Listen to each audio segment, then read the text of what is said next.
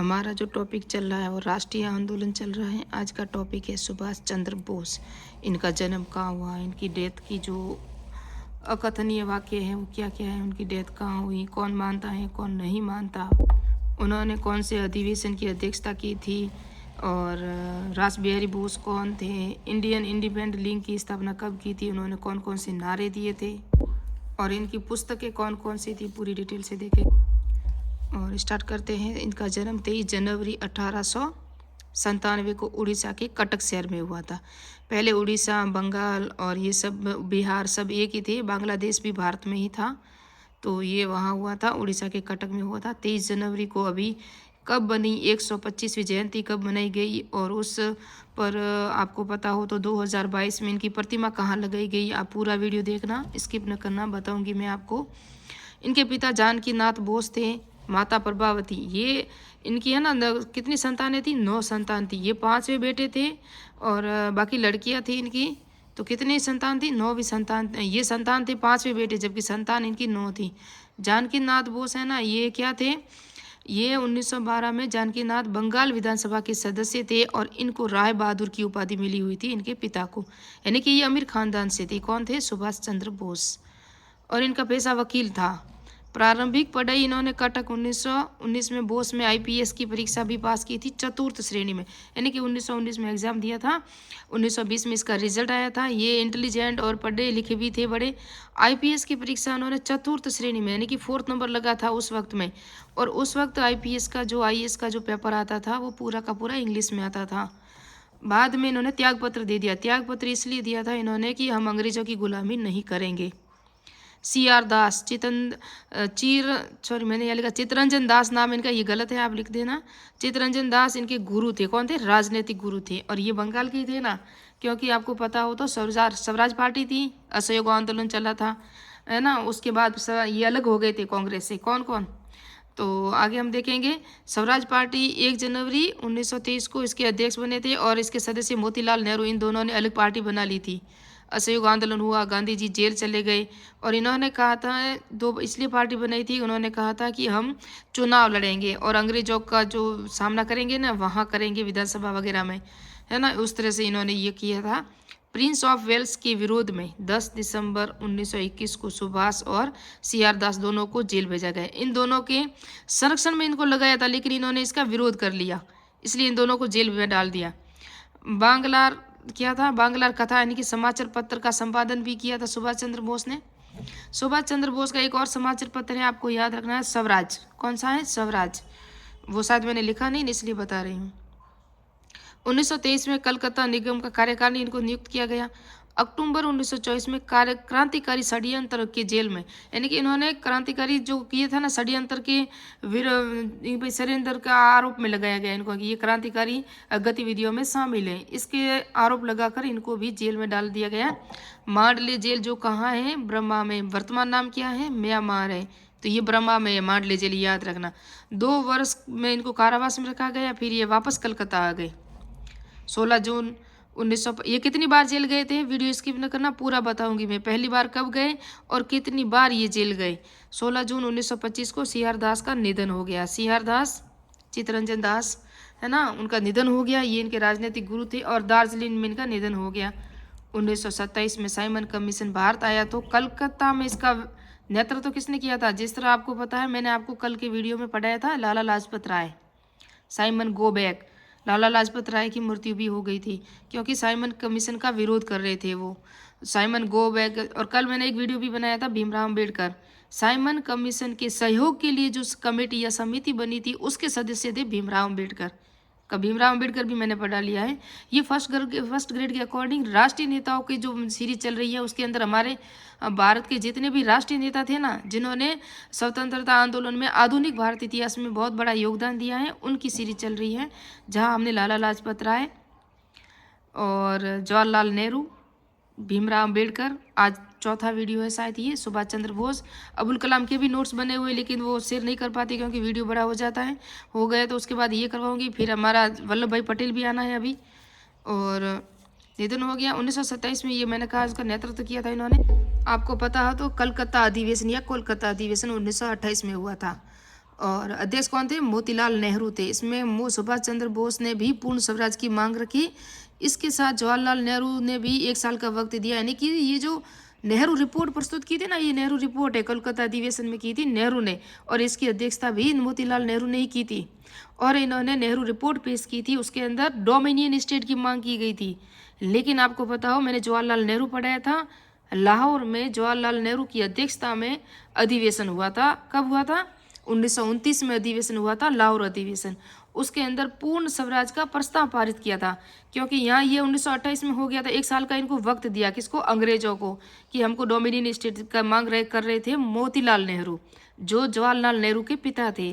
तो वो dominion state की मांग कर रहे थे, लेकिन जवाहरलाल नेहरू, सुभाष चंद्र बोस जितने भी थे ना, ये सब पूर्ण स्वराज की मांग कर रहे थे। और व्यक्तिगत रूप से प्रथम बार पूर्ण स्वराज की मांग भी करने वाले सुभाष चंद्र बोस ही थे। कौन थे? सुभाष चंद्र बोस ही थे। लाहौर अधिवेशन, ये मैंने बताया ना अभी, ये पूर्ण स्वराज की मांग का प्रस्ताव पारित किया था। 26 जनवरी 1931 को कोलकाता में राष्ट्र ध्वज फहराने के आरोप में जेल में डाल दिया गया।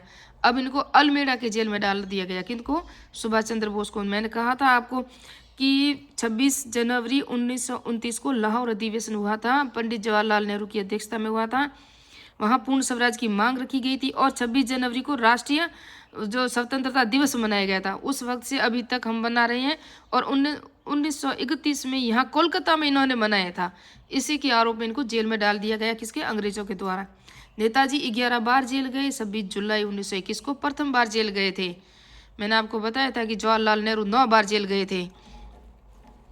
इनके एक साथी गोपीनाथ शाह को फांसी दी गई। इनका जो खास साथी था ना, बंगाल का निवासी था, उनको फांसी दी गई थी। उसके विरुद्ध उनका जब इनको पता चला ना, तो ये जोर जोर से रोने लगे थे। कौन? सुभाष चंद्र बोस। ये बहुत से इनके बहुत निकट ही प्रेमी से थे, इनके साथी थे। तो इनको फांसी दी गई थी। किसके विरोध में दी गई थी इनको?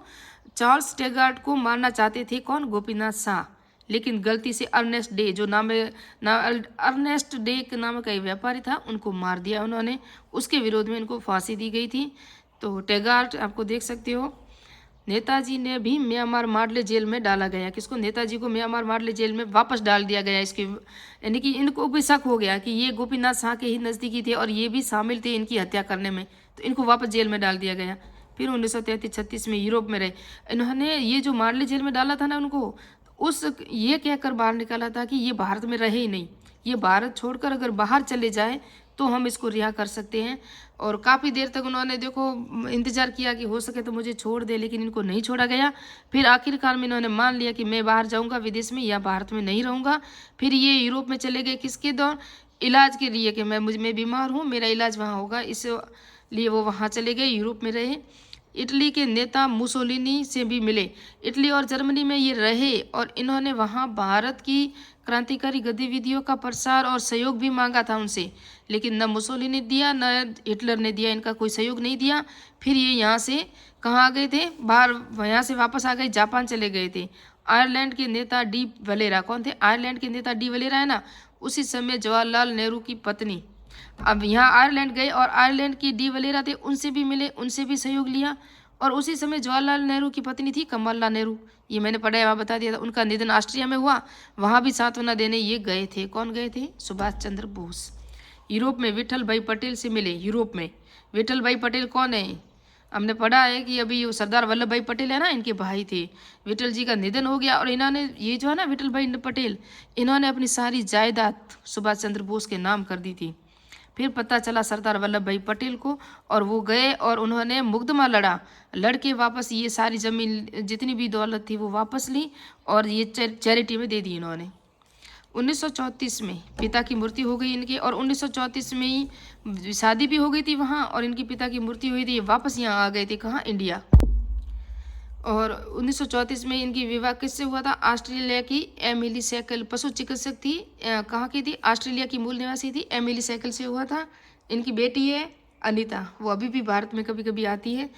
तो ऑस्ट्रेलिया से वहाँ बाहर ही विवाह किया था, प्रेम विवाह था इनका। फिर 1938 में फरवरी 1938 में हरिपुरा कहाँ है वर्तमान में? गुजरात में। ये मैंने लिखा है आपको याद करने के लिए। अधिवेशन हुआ, उनका अध्यक्ष भी इनको बनाया गया था। फिर त्रिपुरा अधिवेशन में भी ये अधिवेशन हुआ ना, वहाँ के अध्यक्ष भी ये नियुक्त हुए, चुने गए थे। लेकिन गांधी जी ने इनका विरोध किया ना, तब इन्होंने त्यागपत्र दे दिया और यहीं से त्यागपत्र दे दिया कांग्रेस से। और कांग्रेस से त्यागपत्र देने के बाद 1 मई 1939 को उन्होंने फॉरवर्ड ब्लॉक की स्थापना की और सितंबर 1939 को दूसरा, आपको पता है, दूसरा विश्व युद्ध भी शुरू हो गया और जर्मनी में सुभाष जी को सर्वप्रथम नेताजी कहकर पुकारा गया था, आपको पता हो तो सुभाष जी को नेताजी किसने कहा था? जर्मनी में कहा गया था। जबकि महात्मा गांधी जी को राष्ट्रपिता कहकर कब संबोधित किया था महात्मा नेताजी ने? तो आगे हम पढ़ेंगे। 16 मई 1943 को 16 मई 1943 को टोक्यो में, जापान, टोक्यो है ना, वहाँ जापान के पीएम कौन थे? तोजो होदीजी, ऐसा कुछ नाम है। तोजो का समर्थन मिला इनको।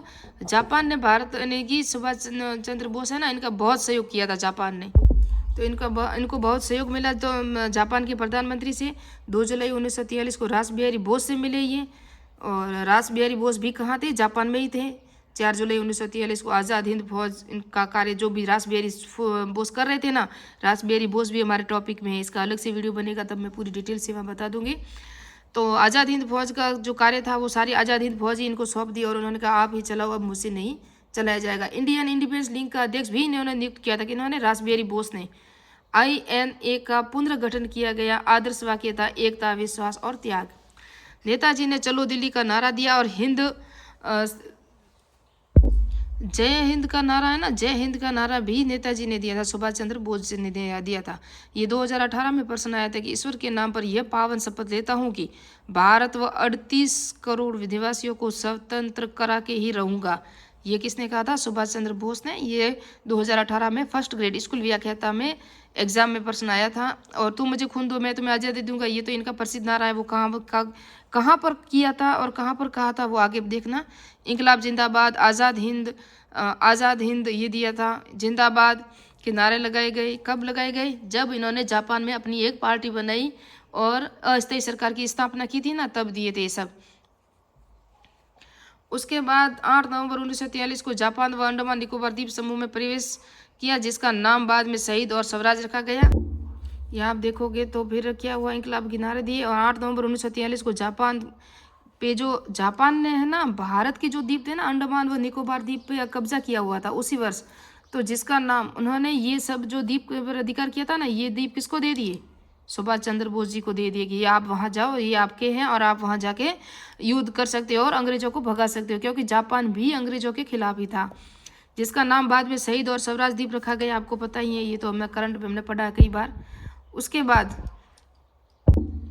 यह ना लेफ्टिनेंट AD लोंगनाथन को प्रथम भारतीय प्रशासक नियुक्त किया था अंडमान निकोबार द्वीप समूह का सुभाष चंद्र बोस जी ने। फिर झांसी की रानी लक्ष्मीबाई रेजिमेंट का भी गठन किया गया, वो भी सिंगापुर में किया गया और इसकी संचालक लक्ष्मी सहगल को बनाया गया। किसके द्वारा? सुभाष चंद्र जी बोस द्वारा। INA की 3 ब्रिगेड थी, तीनों के नाम थे Subhash brigade, Nehru brigade, Gandhi brigade, तीनों के अलग अलग नाम दिए गए। 31 दिसंबर 1943 को पहले अंडमान गए थे। कौन पहली बार अंडमान गए थे? 31 दिसंबर 1943 को कौन गए थे? ये एग्जाम में आया हुआ है कि पहले अंडमान गए थे या निकोबार द्वीप समूह में गए थे। तो पहले अंडमान गए थे और यहाँ से ही ब्रह्मा गए और नया मुख्यालय बनाया जनवरी 1944 में रंगून, जो ब्रह्मा में है।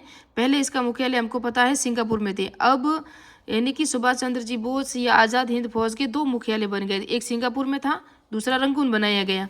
INA ने 18 मार्च 1944 को भारत की सीमा पर पहला कदम रखा। 8 अप्रैल 1944 को कोहिमा का किला, सावनी, इम्फाल की घेराबंदी की, लेकिन जीत नहीं सके थे, अभी इनको जीत दिया। और 18 अप्रैल, ये 8 के बाद 18 अप्रैल को नेताजी ने कहा था, ये जब इम्फाल का घेरा कर रहे थे ना, पुनः आक्रमण किया ना, तब बोले थे कि तुम मुझे खून दो मैं तुम्हें आज़ादी दूंगा, ये नारा दिया था। 18 अप्रैल 1944 को इम्फाल पर आक्रमण किया। उस वक्त 7 मई 1945 को जर्मनी ने हार मान ली। जब प्रथम विश्व युद्ध, द्वितीय विश्व युद्ध था, तो जर्मनी ने हार मान ली थी। 6 अगस्त और 9 अगस्त को आपको पता हो तो नागासाकी और हिरोशिमा पर 2 बम गिराए गए थे अमेरिका द्वारा। तब 13 अगस्त को उन्होंने, जापान ने भी हार मान ली, जापान ने भी हार मान ली। 17 अगस्त 1945 को सैगोन हवाई अड्डे से प्रस्थान करके इनके साथ हबीबुर रहमान सैगोन भी साथ थे, यानी कि तब इनको पता चला कि जापान पर बम गिराए गए तो ये जापान को सांत्वना देने जा रहे थे, क्योंकि जापान ने सुभाष चंद्र बोस जी का बहुत साथ दिया था, इसलिए वो वहाँ जा रहे थे। और इन्होंने थोड़ा सा रूस से भी कुछ साथ लेना था, इसलिए रूस भी जाना चाहते थे। इन्होंने सोचा कि वहाँ से कुछ पैसों की वगैरह व्यवस्था हो जाए तो हमारी जो लड़ाई है ना वो आगे चलती रहे, इसलिए वो चले गए थे वहाँ। लेकिन 17 अगस्त को ये सैगोन हवाई अड्डे से प्रस्थान किया, उसके साथ ही हबीबुर रहमान सौगन थे। 18 अगस्त 1945 को फार्मोसा द्वीप के टकराने से इनकी जो हवाई जहाज थी ना वो वहाँ से टकरा गई, और 18 अगस्त को जापान में ही शहीद दिवस मनाया जाता है और जापान में ही वो शहीद हो गए, यानी कि 18 अगस्त 1945 को इनकी मृत्यु हो गई थी। लेकिन भारत सरकार नहीं मान रही थी। भारत सरकार ने कई आयोग बैठाए और इनकी जो फौज थी ना उनको सारी जितनी भी फौज थी आज़ाद हिंद फौज, उन सबको दिल्ली के लाल किले में लाके कैद कर दिया था, उन पर मुकदमा चलाया गया था। और भारत में एक ऐसा वातावरण बन गया था कि भारत की जो हर माँ थी अपने हर बेटे का नाम सुभा सकना चाहती थी कि ऐसा वीर बेटा होना चाहिए। फिर आगे जाके उनको जनता ने इनका विरोध किया, जनता ने इनका आज़ाद हिंद फौज का साथ दिया। फिर उस आज़ाद हिंद फौज को कुछ खास थे नेता, उनको छोड़ दिया गया था। लेकिन मुकदमा चलाया था, एक मुकदमा अभी आगे हम देखेंगे पूरा। 1945 में फार्मोसा वाला बता दिया मैंने। इनके जो अवशेष है ना, रेन कोजी मंदिर कहाँ है याद रखना, टोक्यो में रखे गए हैं, टोक्यो जापान में। ये इनके अवशेष अभी भी वही है, क्योंकि भारतीय लोग मानते ही नहीं है कि इनकी डेथ हुई थी। लेकिन वहाँ की जितनी भी जो न्यूज़ पत्र समाचार पत्र थे सब ने बता दिया था। कुछ महत्वपूर्ण तथ्य पढ़ते हैं, फिर थोड़ी सी बता दूं मैं। 23 जनवरी 1921 को नेताजी की 125वीं जयंती थी। कब थी? 23 जनवरी 1921 को। यहाँ पराक्रम दिवस के रूप में मनाया गया था 23 जनवरी को। 8 सितंबर 2022 को नई दिल्ली में राजपथ के स्थान पर कर्तव्य पथ नामकरण किया गया। राजपथ था ना, उसका नाम कब किया गया? 8 सितंबर 1922 को कर्तव्य पथ नाम दिया गया। नेताजी की विशाल प्रतिमा का अनावरण किया गया था कर्तव्य पथ पर। याद रखना, नेताजी की प्रतिमा का अनावरण किया गया था यहाँ दिल्ली में। कहाँ किया गया? दिल्ली में किया गया। तो याद रखना, कर्तव्य पंथ राजपथ था पहले, अभी कर्तव्य पंथ है। और 125वीं जयंती हुई थी 23 जनवरी 1921 को। हाँ, ये 1921 नहीं, सॉरी 2021 है ना। इनकी पुस्तकों को आप देख सकते हो। आत्मकथाएं, एक भारतीय यात्री, एन इंडियन पिलग्रिम, ये 2 भागों में है। और भारत का संघर्ष, द इंडियन स्ट्रगल, ये लंदन में प्रकाशित हुई थी। डॉक्टर शिशिर कुमार बोस थे, वो नेताजी रिसर्च ब्यूरो की स्थापना की। यहाँ नेताजी के जितने पत्र, समाचार पत्र, जितने भी पुस्तकें थी उनका बंगाली में, इंग्लिश में अनुवाद किया गया और नई जो बुक वगैरह सब रिसर्च किया गया नेताजी पर। शिशिर कुमार बोस वो इनके बहुत ही करीबी थे। भारत सरकार ने 2 बार आयोग बैठाया इस घटना की जांच करने के लिए। कब कब? 1956 और 1977 में। उसके बाद यहाँ से कोई नतीजा नहीं निकला तो नेताजी की विमान दुर्घटना, इन दोनों ने तो यही कहा कि इनकी जो डेथ हुई है वो विमान दुर्घटना से ही हुई है। लेकिन 1999 में मनोज कुमार मुखर्जी के नेतृत्व में तीसरा आयोग बनाया गया और 2005 में ताइवान सरकार ने मुखर्जी आयोग को बता दिया, मुखर्जी आयोग बनाया ना, उन्होंने बता दिया कि 1945 में जो ताइवान की भूमि पर कोई हवाई जहाज दुर्घटनाग्रस्त हुआ ही नहीं, तो अभी इसको बर्खास्त कर दिया। भारत सरकार ने कहा ऐसा हो ही नहीं सकता और इस आयोग को ही निरस्त किया गया। आगे जाके जब मैंने आपको बताया था कि फिर 1945 को ही आपको बताओ आईएनए के जो उच्चाधिकारी पदाधिकारी थे ना, शहनवाज, पीके सहगल और एक और था गुरुदयाल, इन तीनों पे मुकदमा चलाया गया था। और इन तीनों पे मुकदमा चलाया गया था और इन तीनों को भाई देशद्रोह के आरोप में अंग्रेजी सरकार ने चलाया, लेकिन इनको बरी करना पड़ा। और भूलाराम था, ऐसा कोई नाम था, भूलाराम साई, उसने इसका बहुत ही सहयोग किया था। तीनों सहयोगों का आईएनए, जो हिंदुस्तान आज़ाद हिंद फौज के जो सहयोगी थे उन सबको आज़ाद कराने में इन्होंने बहुत ही, जेल से रिहा करने में लाल किले से बहुत बड़ी भूमिका निभाई थी। आगे जब हम देखेंगे तो इनको नौसेना विद्रोह भी नाम दिया गया था और अभी तक इसका ये हमें पता नहीं चला है कि क्या पता नेताजी की, कोई तो कह रहा है भारत में थे गुमनाम बाबा के नाम से छत्तीसगढ़ में, कहीं कुछ ऐसी घटनाओं के नाम मिलते हैं, लेकिन हमें अभी इसका ये भी एक रहस्य ही बना हुआ है। और कोई कह रहा है जापान के मंदिर में इनकी अस्थियाँ हैं, ये बुक्स में तो यही लिखी हुई है लगभग। तो अभी इसकी पूरी जो 2014 में एक बार और खुलासा करने की जो मांग रखी गई है, भारत सरकार ने शायद कहा है कि इसकी जांच फिर से की जाए, लेकिन कई बार आयोग बैठा चुके हैं, अभी तक इसका पूरा डिटेल से पता नहीं चल सका है। तो हम तो 18 अगस्त ही मानेंगे जो जापान सरकार ने बताया है। तो मिलते हैं नेक्स्ट पार्ट में, नेक्स्ट वीडियो में। जय हिंद जय भारत। नेक्स्ट में भी नेताजी जो राष्ट्रीय आंदोलन के प्रमुख नेता हैं, फर्स्ट ग्रेड कॉलेज व्याख्याता, यूजीसी नेट, आप जहाँ भी आपका हिस्ट्री टॉपिक आता है चाहे सेकंड ग्रेड में, ये जो टॉपिक आते हैं जो राष्ट्रीय आंदोलन के नेता, तो उसके अंदर ये सभी शामिल है।